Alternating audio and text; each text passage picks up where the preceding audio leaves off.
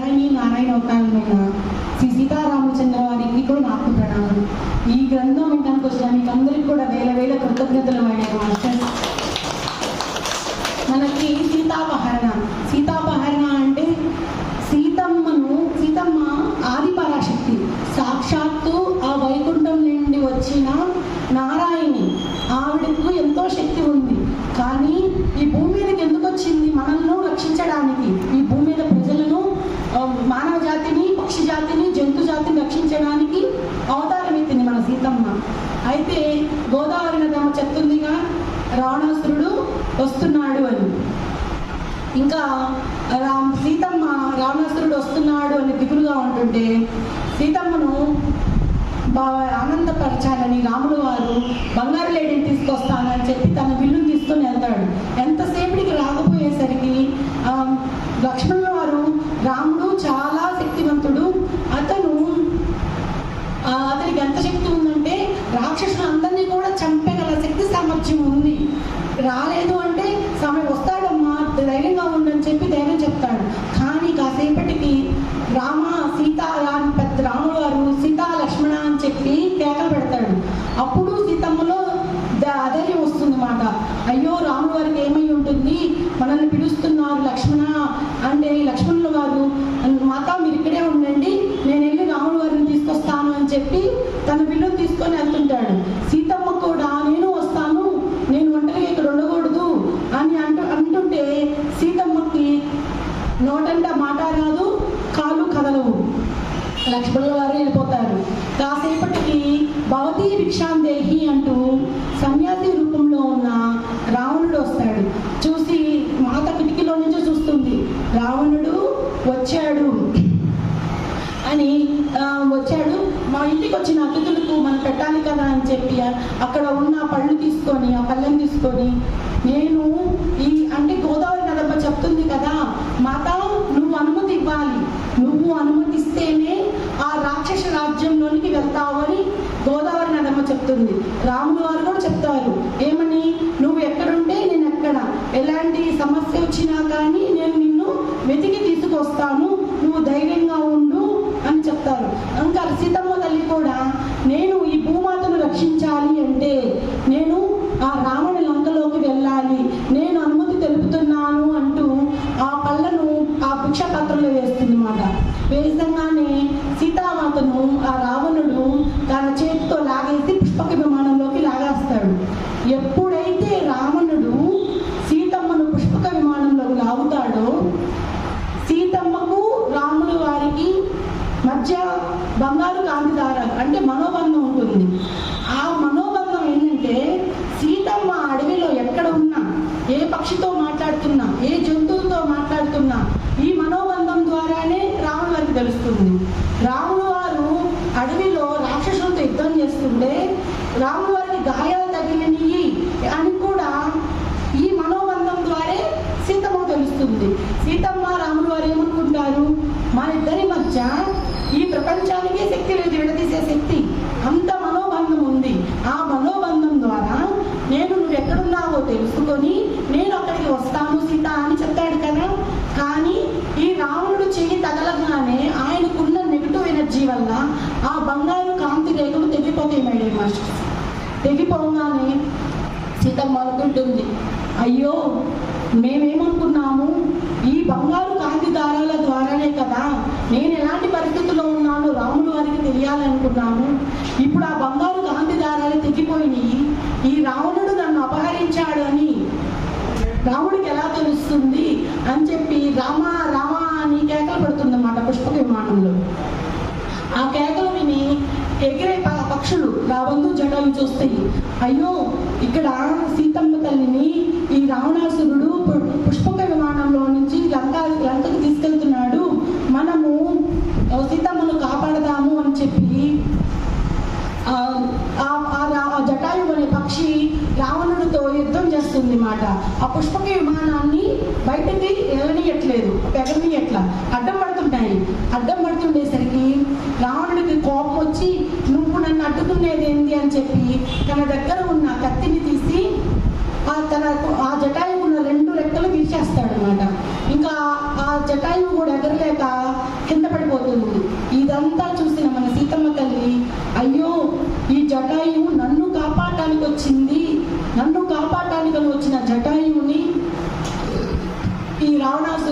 తన 2 రెక్కలను విచ్చేసాడే, ఇది ఎందుకు ఇలా జరిగింది, అసలు సీతమ్మ బాధపడుతుంది, తనకే చెయ్యి విరిగిందా అన్నట్టుగా బాధపడిపోతుంది అన్నమాట సీతమ్మ. అంత బాధపడుతూ విలువలాడిపోతుంటుంది. అయ్యో నా వల్లే జటాయువుకు 2 రెక్కలు విడిపోయినాయి, నా వల్లే అని చెప్పి దుఃఖిస్తుంటుంటే సీతమ్మ మీదగా ఒక చల్లని గాలి ఆ వాయుదేవుడు చెప్తాడు, అమ్మా బిడ్డ, ఇది మొదటి యుద్ధమే కాదు, ఇలాంటి యుద్ధాలు ముందు ముందు ఎన్నో జరగనున్నాయి. నువ్వు వాటిని ధైర్యంగా ఎదుర్కోవాలి. నీలో భయాన్ని నాటమాకమ్మా, నువ్వు భయపడకూడదు, ధైర్యం వహించు. ఇలాంటి ఘోరమైన యుద్ధాలు ఎన్నో జరుగుతాయి ఆ రావణ రాజ్యంలో, నువ్వు ధైర్యంగా ఉండాలి తల్లి అని చెప్పి ఆశీర్వదించుతాడనమాట. అప్పుడు సీతమ్మ తనకు తానుగా చెప్పుకుంటుంది, నిజమే కదా, ఆ రావణుని రాజ్యంలో ఎంతో మంది రాక్షసులు ఉన్నారు, వాళ్ళని అందరినీ రాములు వారు ఎదుర్కోవాలి. నేను ఇప్పుడు ఇక్కడ ధైర్యాన్ని కోల్పోయి బాధపడుతుంటే దుఃఖంలోకి వెళ్ళిపోతే ఎలా, ధైర్యం తెచ్చుకోవాలి. వాయుదేవుడు చెప్పింది కూడా అదే అని చెప్పి వాయుదేవుడు చెప్పినట్లుగా తనలో ధైర్యాన్ని నింపుకుంటుంది అన్నమాట. నింపుకొని ఇంకా పుష్పక విమానంలో నుంచి లంకారాజ్యంలోకి తీసి మాతను లాగడానికి అని చెప్పి ఇలా మళ్ళీ చేపట్టుకోబోతుంటాడు. చేపట్టుకోబోతుంటే మాత వెనక్కి జరుగుతుంది. మాత వెనక్కి జరుగుతుంటే నీకు సంఖ్యలు వేస్తాను అని చెప్పి సంఖ్యలు వేయబోతుంటాడు. అప్పుడు సీతమ్మ చెప్తుంది, అసలు నువ్వు నాకు సంఖ్యలు వేసేంత తోడివా, నన్ను బంధించాలి అంటే ఏ ప్రపంచంలో ఎలాంటి సంఖ్యలు లేవు.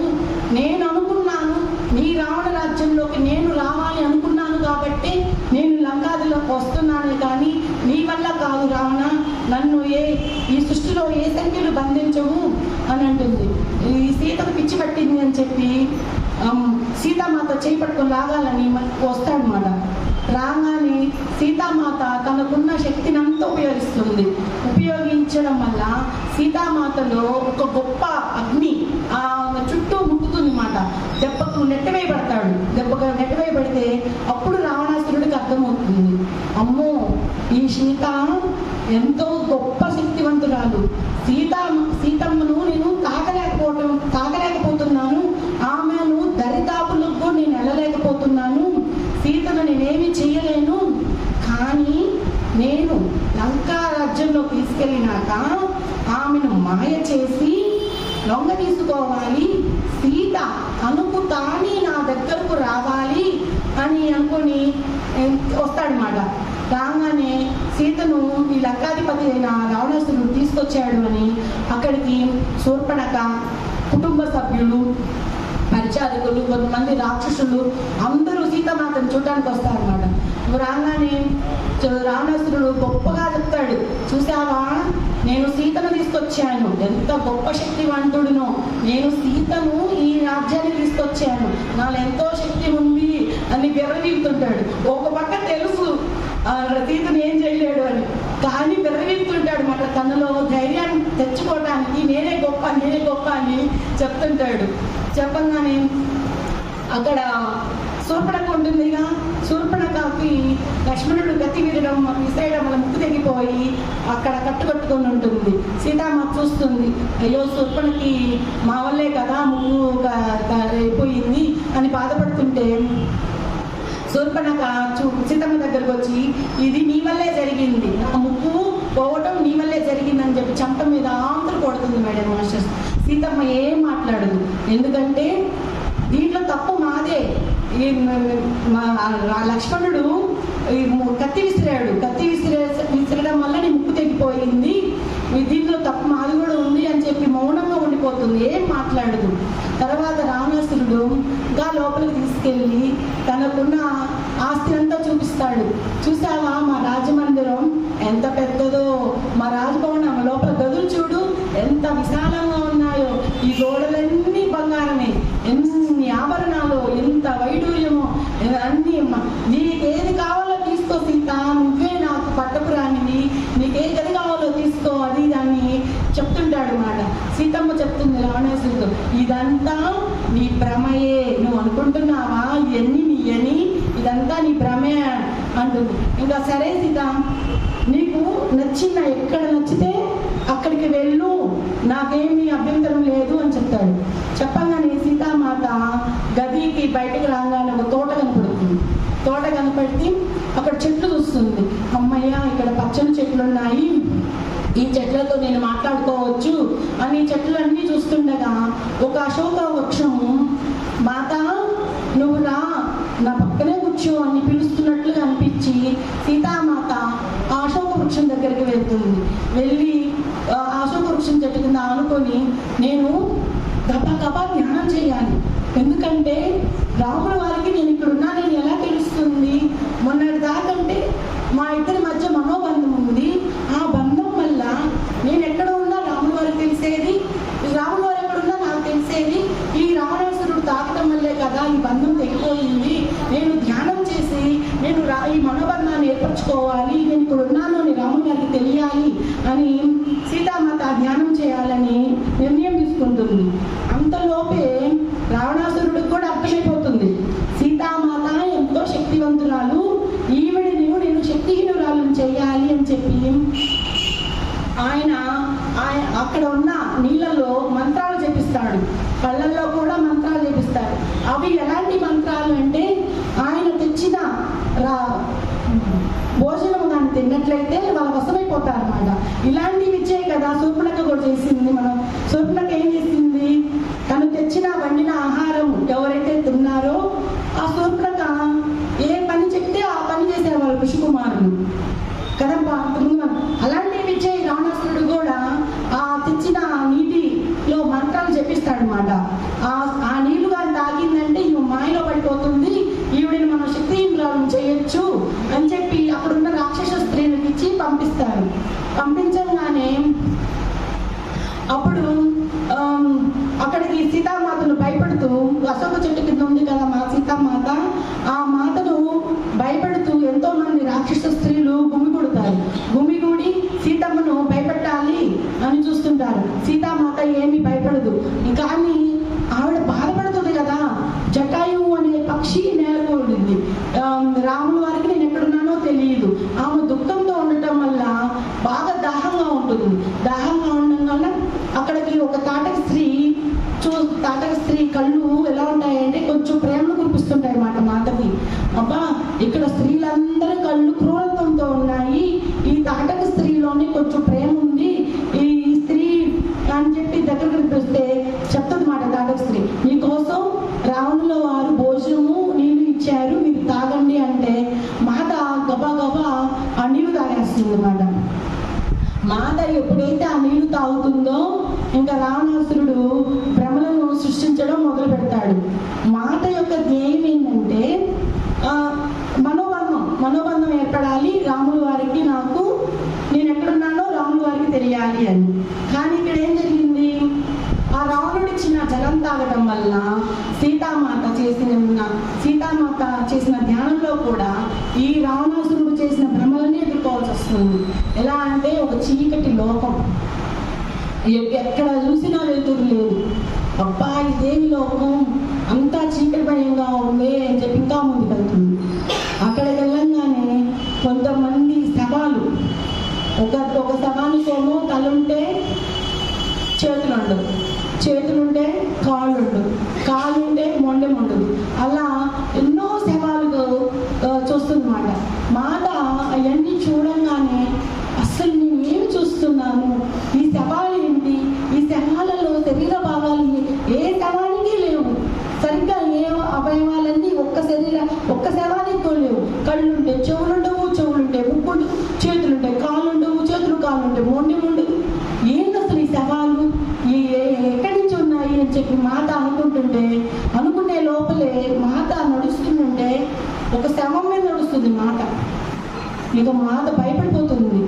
అమ్మో, నేను నడుస్తుంది భూమి మీద కాదు, శవాల మీద నడుస్తున్నాను, శవాల దిబ్బ మీద నడుస్తున్నాను, ఇదేంటి పరిస్థితి ఇలా ఉంది అని సీతామాత భయపడిపోయి వెనకెళ్ళిపోతుంది అన్నమాట.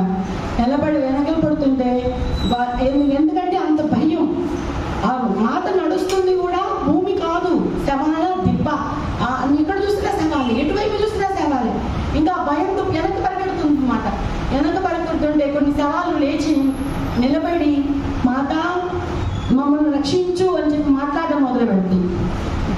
ఇంకా మాట అడుగుతుంది, అసలు ఎవరు మీరు, ఏంటి ఈ పరిస్థితి, మీకు అసలు ఆ శరీరానికి ఉండాల్సిన అవయవాలన్నీ ఏ శవానికి లేవు, అన్ని కళ్ళుండే, చేతులు లేవు, చేతులుండే, కాళ్ళు లేవు, మొండే ఏమి కళ్ళుండవు, అసలు ఏంది శవాల గుట్ట, నేను నడుస్తుంది కూడా శవాల మీదే, అసలు ఏంది పరిస్థితి అని చెప్పి మాట అడిగితే ఆ శవాలు చెప్తాయి మాట ఇవన్నీ రావణుడు చేత అపహరించబడిన ఋషి స్త్రీలము మేము మమ్మల్ని రావణుడు ఇలా సంహరించాడు, చంపివేశాడు, మమ్మల్ని బలాత్కరించాడు, అందుకే మమ్మల్ని ఇంత దారుణంగా చేశాడు, రావణుడి చేత బలాత్కరించబడిన ఋషి స్త్రీలము మేము అని ఆ యొక్క సవాలు మాట్లాడుతుంటాయి అన్నమాట. అది వినంగానే సీతామాత అయ్యో ఇలా జరిగిందా, ఇంత పని చేశాడా రావణుడు అని అనుకునే లోపలే ఆ శవాల మధ్య రావణాసురుడు కనపడతాడు. ఇంకా రావణాసురుడితో సీతమ్మ చెప్తుంది, రావణ ఇది చేయదగ్గ పనేనా, అసలు ఒక స్త్రీ పట్ల ఇంత నిర్దాక్షిణంగా ప్రవర్తిస్తానా, దీనికి నువ్వు తగిన మూల్యం చెల్లించుకోవాల్సిందే రావణ, వీళ్ళ యొక్క శాపమంతా నీకు తగులుతుంది అని చెప్పి సీతామాత హెచ్చరిస్తుంది అన్నమాట. హెచ్చరిస్తుంటే రావణుడు అంటాడు, ఇదంతా నా ఆనందం కోసమే చేశాను సీత అని అంటాడు. అననంగానే సీతామాత అమ్మ నా ప్రేమను కూడా కొంచెం తీసుకోండి అని చెప్పి ఆ శవాల ఆ మొక్క మీద చేయి తాకుతూ ఉంటుంది మాట. తాకంగానే అవి కూడా ధూళిగా మారిపోయి అదృశ్యమైపోతాయి. ఇంకా అది చూసి సీతమ్మ అనుకుంటుంది, ఇది రావణుడు సృష్టించిన భ్రమ. ఎంతటి భ్రమను సృష్టించాడంటే నాలో భయము పెరిగిపోయి నేను భయానికి లోపడితే నన్ను శక్తిహీనురాలను చేయడానికి రావణాసురుడు ఇంత పని చేశాడు, ఇది రావణాసురుడు చేసిన భ్రమే అని సీతమ్మ అంటుంది. కానీ రావణాసురుడు మాత్రం నేనే గెలిచాను అంటాడు. నేనే గెలిచాను సీత, నేనే గెలిచాను, ఓడిపోయావు అని అంటాడు. అనగానే అమ్మో ఈ చీకటి లోకంలో నుంచి నేను బయటికి వెళ్ళాలి ముందర అని చెప్పి మళ్ళీ సీతామాత పరిగెడుతుంది మేడం మాస్టర్స్ అక్కడి నుంచి బయటికి. ఇంకా ఎన్ని భ్రమలు సృష్టిస్తాడు అని అక్కడికి వెళ్తుంటుంటే దారిలో అడవి కనపడుతుంది. అమ్మయ్యా ఇప్పుడే ప్రశాంతంగా ఉంది, ఇంకా అక్కడ దాకా నేను శవాల గుట్టల మధ్య ఉన్నా, ఆ శవాల మీద నేను నడిచాను, ఇప్పుడు అరణ్యం పచ్చగా ఉంది, నదులు, వాగులు, వంకలు, అబ్బా ఎంత బాగున్నాయో అని అనుకుంటుంటే అంతలోపే రాముడు ఒక అందమైన స్త్రీతో మాట్లాడుతున్నాడు. ఇంకా సీతమ్మ తల్లి, అమ్మ రాములు వారు ఇక్కడే ఉన్నాడు, నేను రాములు వారిని పలకరించాలి, రాముడికి చెప్పాలి నేను ఇక్కడ ఉన్నానని చెప్పి గబగబా పరిగెత్తుకుంటా వెళ్తే రాముడి దగ్గరికి వెళ్తున్నప్పుడు సీతకి రాముడు దూరంగా ఉన్నట్టుగా ఉంటుంది మాట. సీతమ్మ ఇంకా రాముడు వారిని చేరుకోవాలని ఇంకా పరిగెడుతుంది. రాముడు వారు ఇంకా ఏది దూరం జరగట్లేదు, ఎక్కడ రాముడిని దరి చేసుకోవాలని చెప్పి పరిగెత్తి ఆ రాముడు వారి దగ్గరికి వస్తుంది. రాగానే రాముడు వారు ఆ అందమైన స్త్రీతో మాట్లాడుతుంటాడు అన్నమాట. ఏమనంటే, నీకు ఈ విషయం తెలుసా, నా సీత చనిపోయింది, నా అయోధ్యానికి పట్టపురాణివి నువ్వే, నువ్వు చాలా అందంగా ఉన్నావు అని ఆ స్త్రీని పొగుడుతుంటాడు రాముడు.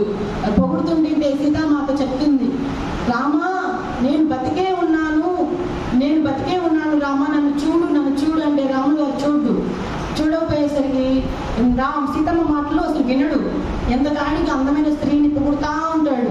అది చూసిన సీతమ్మకు రాముడు ఏకపత్ని వ్రతుడు, రాముడు నాకు మాట ఇచ్చాడు ఇంకో పరాయి స్త్రీని చూడనని, ఇది రావణుడు అంటుంది.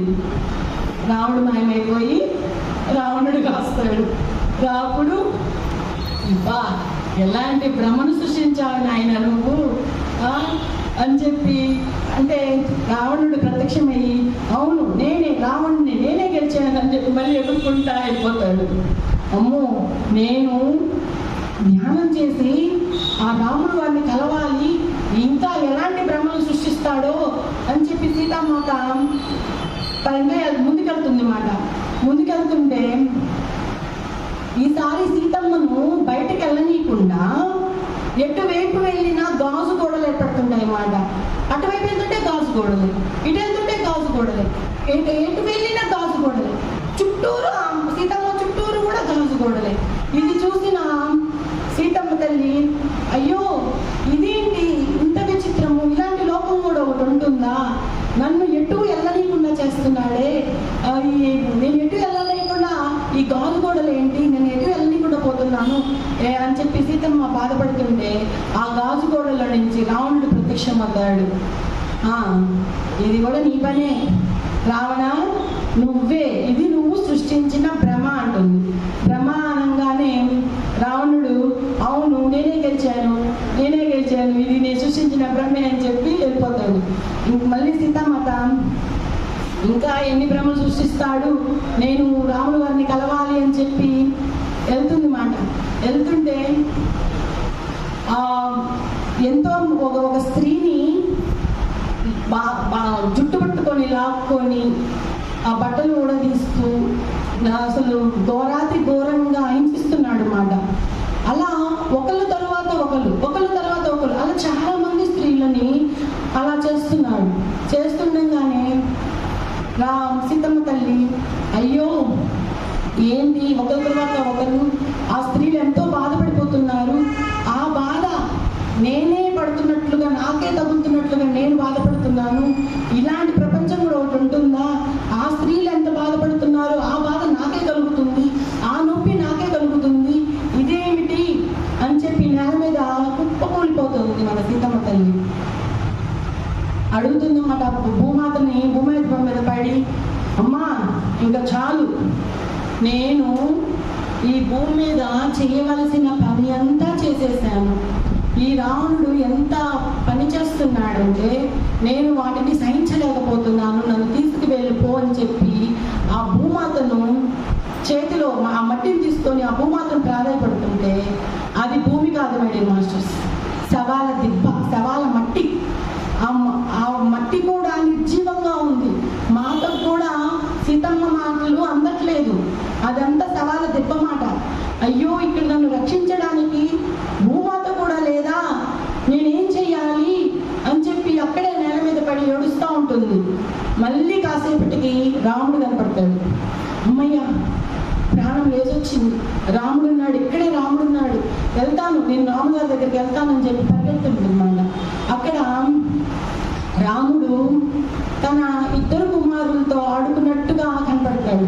కనపడంగానే సీతమ్మ మనకి పుత్రులు ఉన్నారా, ఆ పుత్రుల్ని నేను కూడా ముద్దాడాలి, ప్రేమించాలి, రామా నేను ఆ పిల్లల్ని తాకనివ్వండి అంటే ఆ రాముడు దరిచారని ఇప్పుడు మాట సీతమ్మ పరిగెడుతుంటే ఈ రాముడు కూడా ఇంకా దూరం వెళ్ళిపోతుంటాడు. ఇది కూడా రావణుడు సృష్టించిన భ్రమే అని సీతమ్మ తెలుసుకుంటుంది. ఇలా ఎన్నో భ్రమలను సీతమ్మ ఎదుర్కొంటుంది మేడం మాస్టర్స్.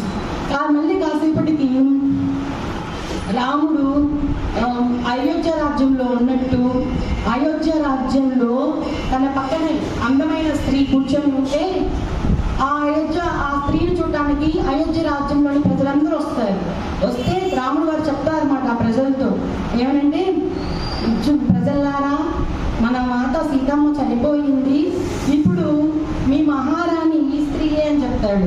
చెప్పగానే అయోధ్య ప్రజలు కూడా అవునా మన మాత చనిపోయిందా, మాకు న్యాయం చేయాలి అంటే మీరేనా అని చెప్పి వాళ్ళ పాదాలకు నమస్కారం చేసి ఆశీర్వాదం తీసుకుంటా ఉంటారన్నమాట.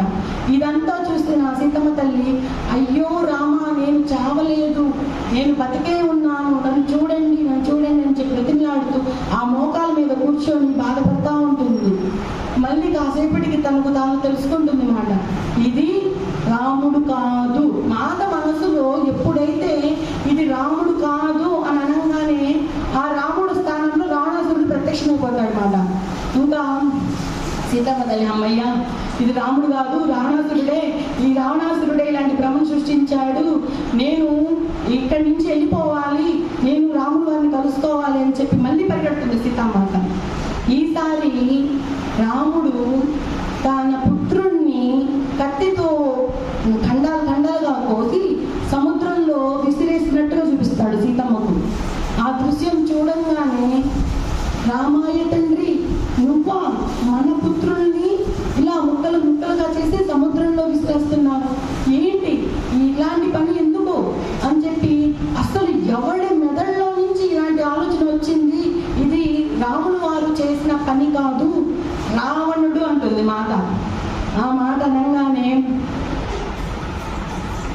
రావణుడు కాదు, రావణుడే. ఇంకా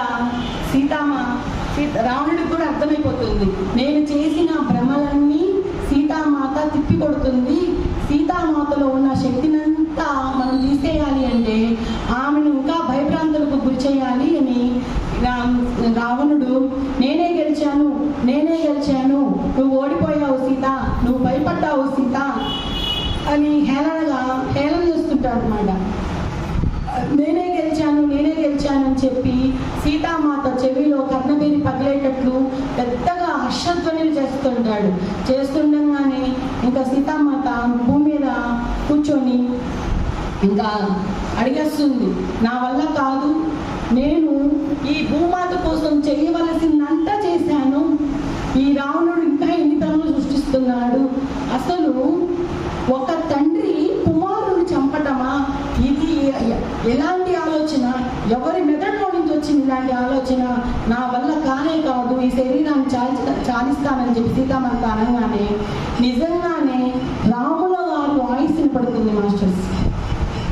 ఏమని అంటే, సీత ధైర్యంగా ఉండు, నేను త్వరలోనే వస్తాను సీత, నువ్వు ధైర్యంగా ఉండు.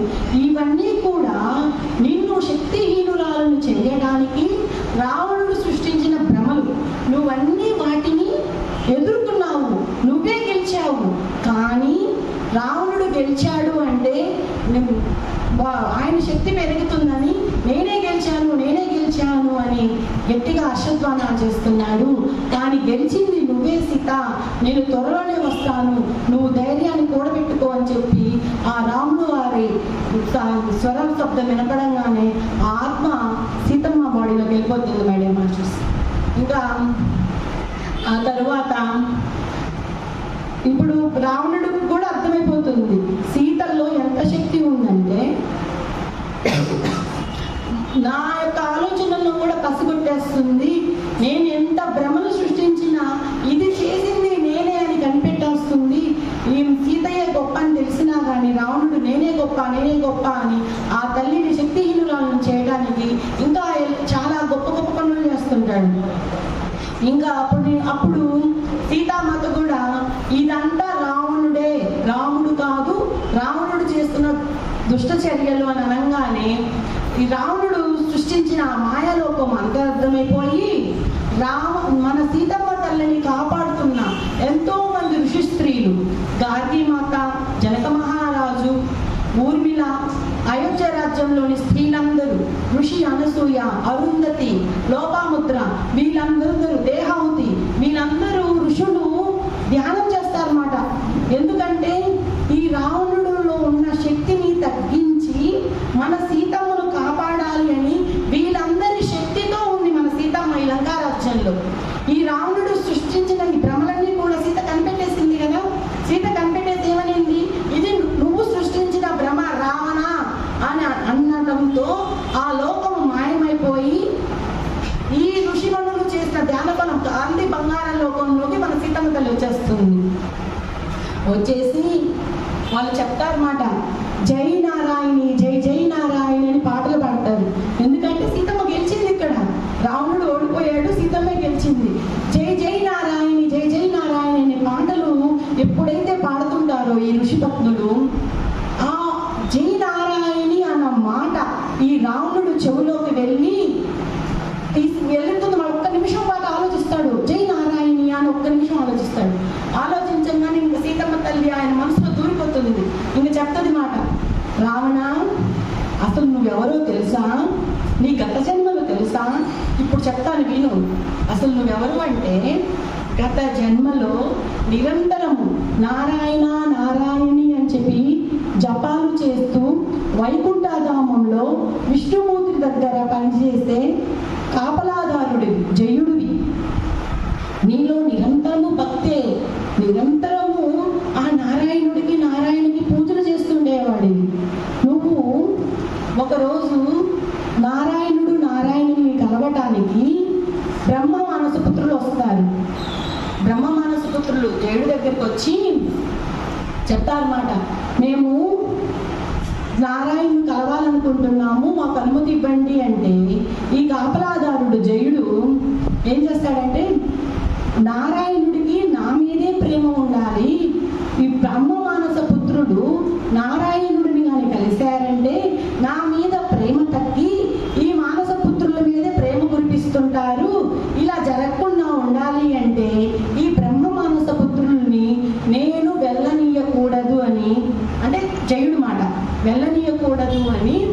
జయుడికి ఈర్ష కలిగి ఆ బ్రహ్మమానసపుత్రుడు చెప్తాడనమాట, నారాయణులు పనిలో ఉన్నారు, మిమ్మల్ని కలవటం ఇష్టం లేదు అని చెప్తాడు. చెప్పంగానే ఆ బ్రహ్మమానస పుత్రులు కూడా కాళీ మాస్టర్ అన్నమాట, వాళ్ళకంతా తెలిసిపోతుంది ఇక్కడ జయుడు అబద్ధం చెప్తున్నాడు.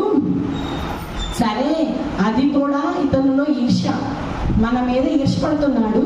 నారాయణుడికి మన మీద ఎంతో ప్రేమ ఉందని, ఆ ప్రేమ మొత్తం తనకే దక్కాలి అని ఈర్ష ఉండటం వల్ల మనల్ని పంపించి వేస్తున్నాడు ఈ జయుడు అని చెప్పి ఏమి మాట్లాడకుండానే ఆ బ్రహ్మమానస పుత్రులు అక్కడి నుంచి వెళ్ళిపోతారు. ఇదంతా నారాయణుడికి తెలియకుండా ఉంటుందా? నారాయణుడికి తెలిసిపోతుంది. నారాయణుడితో చెప్తాడనమాట, మనల్ని కలవటానికి మనకు ఎంతో ఇష్టమైన బ్రహ్మమానస పుత్రులు వస్తున్నారు అని లక్ష్మీదేవితో చెప్తుంటే, లక్ష్మీదేవి కూడా అవునా, మనల్ని కలవటానికి బ్రహ్మమానస పుత్రులు వస్తున్నారా? ఎప్పుడు వస్తున్నారు? వాళ్ళతో మనం మాట్లాడి చాలా రోజులయ్యింది అని ఆ లక్ష్మీమాత అడుగుతుంటుంటే, వాళ్ళని ఈ జయుడు కలవనీయకుండా తిప్పి పంపించేశాడు. ఎందుకంటే మనకు జయుడులో మన ఈర్ష్య అనే విత్తనం నాటాడు. ఈ ఈర్ష్య ఉండటం వల్ల ఈ ఉన్నత లోకాల్లో ఉండాలి అంటే ఈర్ష్య అనేది ఉండకూడదు. నేను వెళ్ళి ఆ జయుడికి నచ్చ చెప్తాను, నాయన ఈ ఉన్నత లోకంలో ఉండాలి అంటే ఈర్ష్య ఉండకూడదు, నువ్వు వెళ్ళి ధ్యానం చెయ్యి అని నేను వెళ్ళి జయుడికి చెప్తాను. దీన్ని లక్ష్మీదేవికి చెప్పి బ్రహ్మమానస పుత్రులను కలవటానికని నారాయణుడు వెళ్తాడు. నారాయణుడు బ్రహ్మమానస పుత్రుడిని కలుస్తాడు. ఏంటి, మీరు వచ్చారు కదా, మీరు లోపలికి రాకుండా బయట వెళ్ళిపోయారు. ఏంటి అంటే, మీరు పనిలో ఉన్నారు అని ఆ జయుడు చెప్పాడు, మీ పని అయిపోయినాక మళ్ళీ వచ్చి కలుద్దాంలే అని వెళ్ళిపోతున్నాము అని బ్రహ్మమానస పుత్రులు చెప్తారు. చెప్పగానే అసలు మీరు ఈ వైకుంఠ ధామానికి రావడానికి గల కారణం ఏంటి అని నారాయణుడు అడిగితే, ఆ బ్రహ్మమానస పుత్రులు ఏమంటారంటే, భూలోకంలో విపరీతంగా వైఫల్యం వస్తుంది, దాన్ని అరికట్టాలి అంటే మీరే ఆ సమస్యను తీర్చాలి, దానికి పరిష్కార మార్గం చూపిస్తారు అని ఆ విషయంపై మిమ్మల్ని అడుగుదామని వచ్చాము. ఇందులో జయుడు ఈ మాట చెప్పంగానే, మీరు పనిలో ఉన్నారు అనే మాట చెప్పంగానే మేము అక్కడి నుంచి వెళ్ళిపోయాము అని అంటారు. కానీ నారాయణుడికి తెలుసు, అసలు జయుడు నారాయణుడి దగ్గరికి వచ్చింది లేదు, వాళ్ళు వచ్చిన విషయం చెప్పింది లేదు. సరే, నేను మీకు తర్వాత మాట్లాడతాను, మా జయుడు చేసిన దానికి క్షమించండి అని చెప్పి వాళ్ళని అక్కడి నుంచి పంపించేస్తారన్నమాట బ్రహ్మమానస పుత్రుల్ని. తరువాత బ్రహ్మమానస పుత్రులు వెళ్ళిపోయినాక ఇదంతా కూడా ఈ జయుడు దూరం నుంచి చూస్తాడన్నమాట. నా గురించి లేనిపోని అన్ని చెప్తున్నారు ఈ పుట్టోళ్ళు, ఈ బ్రహ్మమానస పుత్రులు అనేవాళ్ళు పొట్టోళ్ళు మాట. ఈ పొట్టోళ్ళు తక్కువైన కాదు, ఎంతో అహంకారం పెరిగింది వీళ్ళకి నా మీద. ఎంతో అహంకారం పెరిగితే కానీ నా మీద ఇలా దుష్ప్రకారం చేయరు.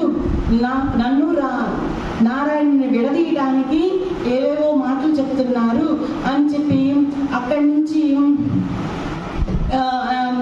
అని దాముకుంటాడు మాట. నారాయణ బిడ్డైపో వస్తున్నాడు, కానీ జయుడికి తెలుసు తాను చేసింది తప్పే అని జయుడికి కూడా తెలిసి దాముకుంటాడు మాట. నారాయణుడికి తెలియకుండా ఉండాలని. నారాయణుడి నుంచి మనం ఏం దాగగలము? పిలుస్తాడు, జయా ఇట్రా అంటే రాడు. అయ్యో, ఎంత పిలిచినా రాడు. జయా, నువ్వు ఎక్కడున్నావో నాకు తెలుసు, నువ్వు రా అంటాడు. అనగానే జయుడు వస్తాడు. జయుడు వచ్చి అసలు బ్రహ్మమానస పుత్రులు నన్ను కలవాలని వచ్చారు కదా, నువ్వెందుకు తిప్పి పంపావు అంటే, లేదు, వాళ్ళే చాలా అహంకారులు, కాసేపు వేచి ఉండండి అన్నాను, వాళ్ళే వేచి చేయకుండా అహంకారం కొద్దిగా వెళ్ళిపోయారు అని అబద్ధం ఆడతాడు. మొదటేమో ఈర్ష, నాకన్నా ఎక్కువ వాళ్ళని ప్రేమిస్తున్నాడని, ఇప్పుడేమో అబద్ధం. అసలు ఉన్నత లోకంలో ఉండే వాళ్ళకి ఈర్ష అబద్ధాలు మాట్లాడతారా అని చెప్పి నారాయణుడు చెప్తాడు మాట. జయ, నేను చెప్తున్నా, నీలో ఈర్ష పెరిగింది, ఇప్పుడు అబద్ధం మాట్లాడుతున్నావు. ఈ ఈర్ష, అసూయ ఈ అబద్ధాలు మాట్లాడే వాళ్ళు ఈ ఉన్నత లోకంలో ఉండటానికి వీలు లేదు. నువ్వు ఇప్పుడే ఈ క్షణమే వెళ్ళి ధ్యానం చేయి. ధ్యానం చేసి నీ లోపల ఉన్న ఈర్ష, ద్వేష, అసూయాలను తొలగించుకొని ప్రేమ, కరుణ, దయ గుణాలు తెచ్చుకొని నువ్వు ఇక్కడికి రావాలి అని నారాయణుడు చెప్తాడు. నారాయణుడు చెప్తే ఇంకా జయుడు ఇంకా అసూయ పెరిగిపోతుంది. అయ్యో నేను నారాయణుడికి ఒక క్షణమే ఉండను, అలాంటిది ఈ పొట్టోళ్ళు నన్ను ఎంత దూరం చేశారు, నన్ను నారాయణుడికి అని చెప్పి అసలు ధ్యానం చేయకుండా అక్కడ ఉన్న బండ మీద కూర్చొని తిట్టుకుంటా ఉంటాడు. ఈ పొట్టోళ్ళు తక్కువైన వాళ్ళు కాదు, ఎంతో అహంకారులు వీళ్ళు. ఈ పొట్టోళ్ళు చేసిన పనికి నేను నారాయణుడికి దూరంగా ఉన్నాను, కాపలాదారుడిగా ఆయన పక్కనే ఉండేవాడిని, అసలు ఎంత దూరం వచ్చేసాను, దీనికి కారణము ఈ పొట్టోళ్ళు అని చెప్పి తెగ తిట్టుకుంటాడు మాట. ధ్యానం చేయుడు. ఇదంతా కూడా వైకుంఠ ధామంలో ఉన్న నారాయణి చూస్తూనే ఉంటారు. ఈ జయుడు ధ్యానం చేయమంటుంటే పొట్టోళ్ళు అని చెప్పి తిడుతున్నాడే కానీ ధ్యానం చేయట్లేదు. ఎంతవరకు చేస్తాయి, ఎప్పుడు చేస్తాడో చూద్దామని చెప్పి వాళ్ళు కూడా వైకుంఠ ధామంలో ఈ జయుడిని కనిపెట్టుకునే ఉంటారు అన్నమాట. అంతలో అక్కడికి ఒక అందమైన స్త్రీ, దేవతా స్త్రీ, బ్రహ్మ మానస పుత్రులకి పళ్ళు ఇద్దామని వస్తుంది మాట. అది చూసి ఈ జయుడు, అబ్బా ఈ దేవస్త్రీ ఎంత అందంగా ఉంది, ఎవరికోసమో పళ్ళు తీసుకెళ్తుంది, నేను వెళ్ళి ఈ స్త్రీని పరిచయం చేసుకుంటాను అని ఇక్కడ ఈ ధ్యానం చేయకుండా ఆ స్త్రీ కోసం పరిగెత్తుకుని వెళ్తాడు. వెళ్ళి ఎవరు నువ్వు, ఎక్కడి నుంచి వస్తావు నువ్వు అని అడుగుతాడు. అడగగానే నేను దేవతా స్త్రీని, నేను ఈ పళ్ళను బ్రహ్మమానస పుత్రులకు ఇద్దామని వచ్చాను, వాళ్ళు కనపడలేదు, వాళ్ళ కోసం వెతుక్కుంటా వెళ్తున్నాను అంటే ఈ జయుడు చెప్తాడు. అసలు జయుడు చెప్తున్న లోపలే ఆయన కళ్ళల్లో ప్రభావం మాట, ఈ మోహం, ఆ మోహాన్ని స్త్రీ కనిపెట్టేస్తుంది. ఉన్నత లోకంలో ఉన్న పురుషులకి ఈ మోహం అనేది ఉండకూడదు, ఇతరులు ఎంతో మోహం కనపడుతుంది, నేను వెళ్ళిపోవాలి అని చెప్పి దూరం వెళ్తుంటే ఈ జనుడికి కూడా అర్థమయ్యి, లేదు భయపడద్దు, నేను ఎవరినో కాదు, వైకుంఠ ధామంలో నారాయణుడి దగ్గర పనిచేసే అక్కడ కాపలాదారుణ్ణి, నువ్వు భయపడాల్సిన అవసరం లేదు అని చెప్పి అంటే అక్కడ అయిపోతుంది మాట. ఈ పళ్ళు ఎవరి కోసం అంటే చెప్తుంది, బ్రహ్మ మానస పుత్రుల కోసం అంటే, వాళ్ళు ఇప్పుడు దాకా నా దగ్గరే ఉన్నారు, వాళ్ళు ఇటువైపుగా వెళ్ళారు, మళ్ళీ నా కోసం వస్తారు, నేను నీకెందుకు శ్రమ, నేను ఇస్తానులే పళ్ళు అని చెప్పి ఆ జయుడు ఆ దేవతా స్త్రీ చేపట్టుకుంటాడు. మేడం మాస్టర్స్, ఇదంతా అక్కడ ఆదిపరాశక్తి నారాయణ చూస్తుంది. చూసి మన జయుడిలో ఈర్ష, ద్వేషం, అసూయ, మోహం, ఈ మోహం కూడా వచ్చేసేసింది. ఇది ఎలాంటి పరిస్థితులు దారి తీస్తుందో శాపాలు పెట్టేస్తారు ఈ మునులు, ఈ శాపాల నుంచి తప్పించాలని చెప్పి గబ్బా పరిగెత్తించుకునే లోపలే ఈ బ్రహ్మ మానస పుత్రులు శాపం పెట్టేస్తారు. ఏమనంటే, అస్సలు నువ్వు మమ్మల్ని ఎన్నో తిట్టావు, బుడ్డోళ్ళన్నావు, పొట్టోళ్ళన్నావు, అహంకారులన్నావు, దురంకారులన్నావు, ఎన్ని తిట్టినా పుట్టినా మేమేమి అనలేదు, ఏం మాట్లాడలేదు, మౌనంగానే వెళ్ళిపోయాము. కానీ నువ్వు ఒక దేవతా స్త్రీ మీద ఇంత మోహంతో చూస్తావా, అందుకే మేము శాపం పెడుతున్నాము, నువ్వు 7 జన్మలు భూలోకంలో జన్మ తీసుకుందువు, నీవు నారాయణుడికి దూరంగా ఉండు అని శాపం పెడతారు. ఆ శాపానికి ఈ జయుడు, అయ్యో నేను ఒక్క క్షణమే వీడలేకే నాలో ఈర్ష, ద్వేషాసూయాలు పెరిగినాయి, అలాంటిది ఇప్పుడు 7 జన్మలా నా వల్ల కానే కాదు నారాయణుడికి దూరంగా ఉండటము అని చెప్పి ఆ జయుడు ప్రాధాయపడుతుంటే అక్కడికే వచ్చిన నారాయణ చెప్తుంది మాట, అసలు మీ బ్రహ్మ మానస పుత్రులు నీకు ఎంతగా చెప్పి చూశారు, నారాయణుడు ఎంతగా చెప్పి చూశాడు, నీలో వచ్చిన మొట్టమొదటి గుణం ఈర్ష ఒకటే, ఆ ఈర్ష అనే గుణం ఒక్క విత్తనం నాటితేనే నారాయణుడు జాగ్రత్త అని చెప్పి నిన్ను ధ్యానం చేయమని చెప్పాడు, నువ్వు ధ్యానం అసూయ, లాస్ట్కి మోహం దాకా చెడిపోయావు. ఇప్పుడు ఒక ఋషి శాపం పెడితే మనం తిప్పికొట్టగలమా?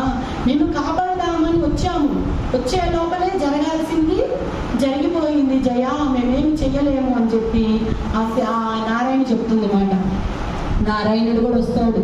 నారాయణ, నేను నిన్ను విడిచి ఒక్క క్షణము కూడా ఉండలేను, అలాంటిది 7 సంవత్సరాలు ఈ భూమి మీద జన్మనెత్తాలంట, ఈయన మాకు శాప విమోచనం లేదా అని నారాయణుడిని కూడా ఈ జయుడు బ్రతిమలాడతాడు. బ్రతిమలాడితే నారాయణుడు, జయ నేను చెప్పాను వినలేదు, బ్రహ్మ మానస పుత్రులు చెప్పారు వినలేదు, ఇప్పుడు ఒక ఋషి శాపం పెట్టాడు అంటే మనము తిప్పి కొట్టలేము, కానీ తగ్గించే మార్గం ఉంది. ఆ మార్గం ఏమిటంటే 3 జన్మలు. ఈ 3 జన్మల్లో కూడా నీకు ఈర్ష, ద్వేష, అసూయ, మోహం ఈ గుణాలతోనే పుడతావు. నిరంతరం నారాయణ జపం చేసే నువ్వు నారాయణ్ణి తిడుతూ జన్మ తీసుకుంటావు. అలాంటి జన్మ తీసుకుంటావు. నీకు 7 జన్మలు నాతో పాటే ఉండాలా? 3 జన్మలు నన్ను తిడుతూ భూలోకంలో పుడతావా అని అంటే నాకు ఈ 3 జన్మలే కావాలి అంటాడు. మళ్ళీ నారాయణుడు కూడా చెప్తాడు అన్నమాట, నీలో ఈర్ష, ద్వేష, అసూయ, మోహాలు నీ యొక్క ధ్యాన సాధనల వల్ల పెంచి పోషించుకున్నావు అంటే మళ్ళీ భూలోకంలోనే పుడతావు. లేదు, నువ్వు చేసిన తపశక్తి, ధ్యానశక్తి, ఆ ధ్యానశక్తి వలన ఈ యొక్క ఈర్ష, ద్వేష, అసూయ, మోహాలు తగ్గినాయి అనుకోండి, నువ్వు మళ్ళీ ఉన్నత లోకానికి వస్తావు. చాయిస్ నీదే, నీ చేతుల్లోనే ఉంది. నువ్వు ఆ గుణాలు తగ్గితేనే ఈ ఉన్నత లోకంలోకి కాలు పెడతావు. ఆ గుణాలు తగ్గకపోతే మాత్రం నువ్వు ఈ భూమి మీదే ఉండి మళ్ళీ మళ్ళీ జన్మ తీసుకుంటావు అని నారాయణుడు చెప్తుంటే జయుడు బాధతో, మాత నువ్వు నన్ను కాపాడవా అని ప్రాధేయపడతాడు. మేము ఎల్లవేళలా నీ అంటే ఉంటాము, మేము మిమ్మల్ని రక్షించడానికి నీతో పాటు మేము కూడా జన్మలు తీసుకుంటాము జయ, నువ్వు మీ అంటే మేము వస్తాము అని చెప్పి సీతమ్మ నారాయణ తన 2 చేతులు చాపుతుంటే ఈ మునులిచ్చిన శాపానికి ఆయన ఈ భూమి మీద వచ్చి పడతాడు. మేడం మాస్టర్స్, మొట్టమొదటి జన్మ హిరణ్యకశిపుడు. ఈ యొక్క లంకారాజ్యంలో చూపిస్తాడుగా భ్రమ. ఎలాంటి భ్రమ? రాముడు తన కుమారులను కోస్తున్నట్లు.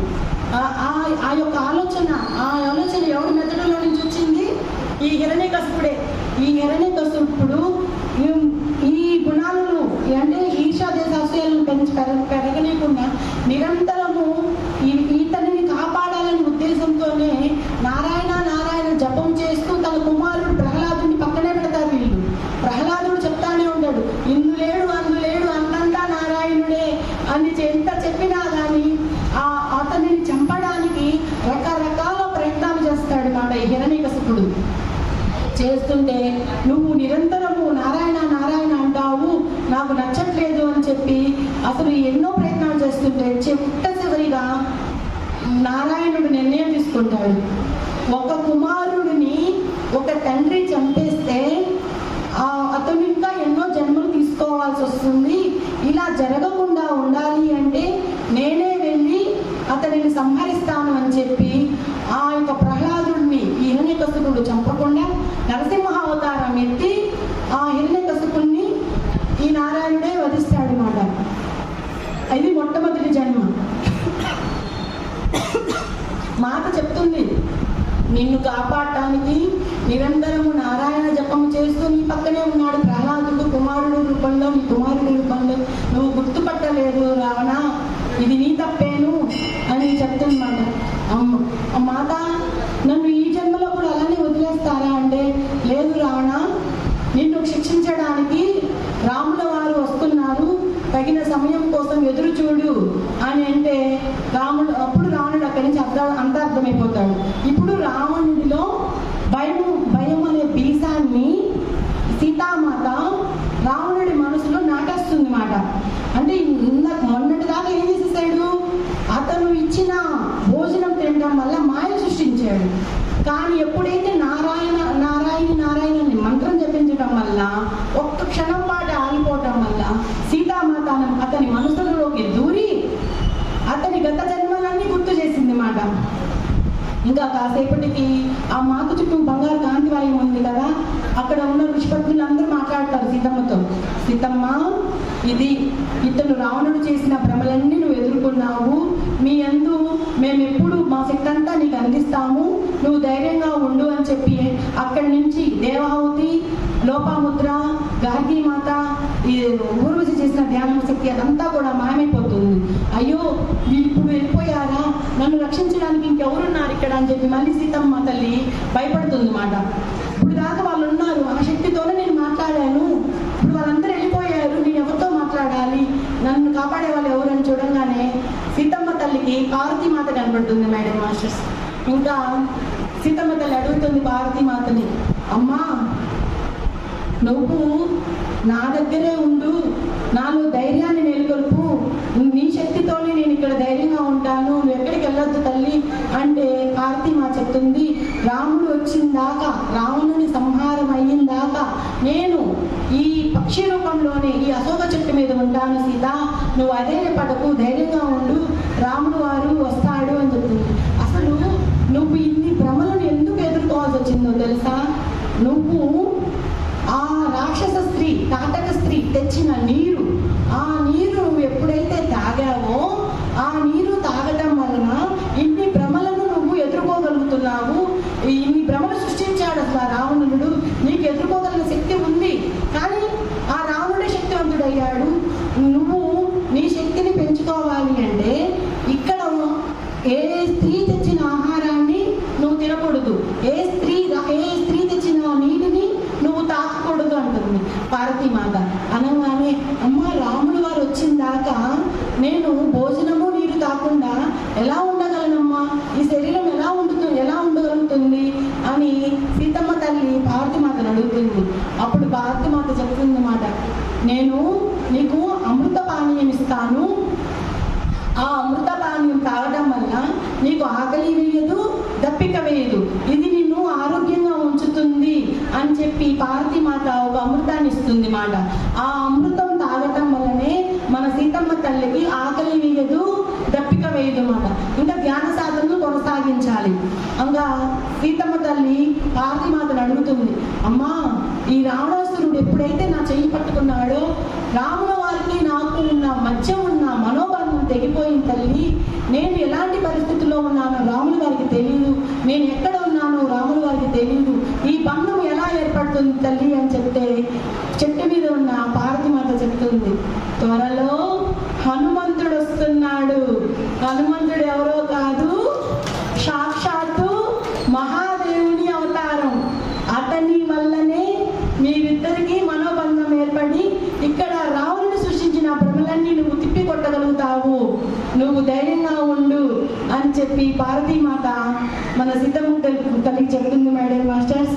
రానున్న కథలో మన హనుమంతుల వారు మన కళ్ళకు వచ్చేస్తున్నారు.